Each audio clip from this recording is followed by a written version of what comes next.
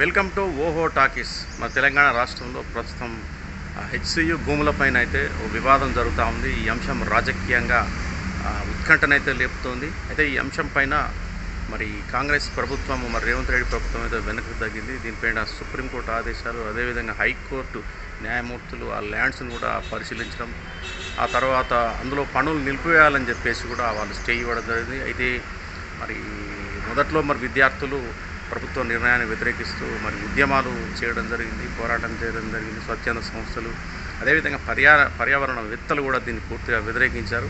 అయితే ఈ అంశం పైన మరి మొన్న అంటే ఇటీవల బీఆర్ఎస్ వర్కింగ్ ప్రెసిడెంట్ కేటీఆర్ కీలక వ్యాఖ్యలు చేయడం జరిగింది. 48 గంటల్లో మరి ఈ భూభాగవతాన్ని మొత్తం బయట పెడతానని, మరి రేవంత్ రెడ్డి ప్రభుత్వం ఏదైతే తెలంగాణ ప్రభుత్వం తీసుకున్న నిర్ణయం 400 ఎకరాలు కాదని, ఇంకా పెద్ద మొత్తంలో ఈ భూభాగవతం ఉందని, వేల కోట్లలో కుట్ర జరుగుతుందని, ఇందులో ఒక బీజేపీ ఎంపీ హస్తం ఉందని చెప్పేసి కూడా ఆయన కీలక వ్యాఖ్యలు చేయడం జరిగింది. అయితే ఈ వ్యాఖ్యలకు స్పందించిన రఘునందనరావు నిన్న ఒక ప్రముఖ మీడియా ఛానల్లో మాట్లాడుతూ మరి బీఆర్ఎస్ ప్రభుత్వానికి ప్రస్తుతం మాట్లాడడానికి ఏ అంశాలు లేవని, హెచ్సియు వివాదాన్ని భుజాన వేసుకొని వారు రాద్ధాంతం చేస్తున్నారని, ప్రభుత్వం వెనకకు తగ్గడంలో మరి బీఆర్ఎస్ పార్టీ కీలక పాత్ర పోషించిందని వాళ్ళు భావిస్తున్నారని, పొరపాటని, మొత్తానికి మరి బీజేపీ ఎంపీలకు ఇది సంబంధం లేదని,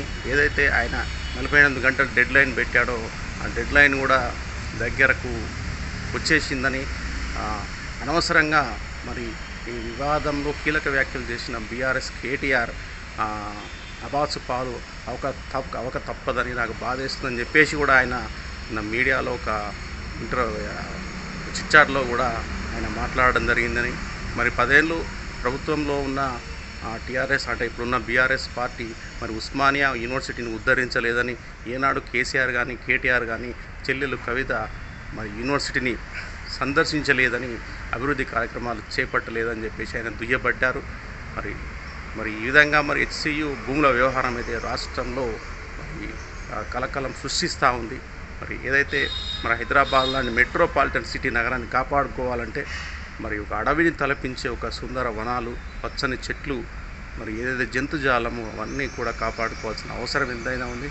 ప్రభుత్వం ఇట్లాంటి నిర్ణయాలు కూడా తీసుకోవద్దని చెప్పేసి కూడా చాలామంది మేధావులు, అదేవిధంగా ప్రజానికం కూడా కోరుకుంటా ఉన్నారు. మరి ఏదైతే మరి BRS working president dead line 48 గంటలు అయితే మరి బండారం బయట పెడతా బీజేపీ ఎంపీ ఉన్నాడు, దీనిలో ఒక పెద్ద భూ కుంభకోణం కుట్రే జరుగుతుందని ఆయన మరి చెప్పాడు. మరి ఏం జరుగుతుందో అయితే మనం కేటీఆర్ చెప్పినట్లుగా మరి బీజేపీకి సంబంధించిన ఎంపీ ఇందులో ఉన్నాడా, నిజంగా భూ కుంభకోణమే జరుగుతుందా అనేది మనం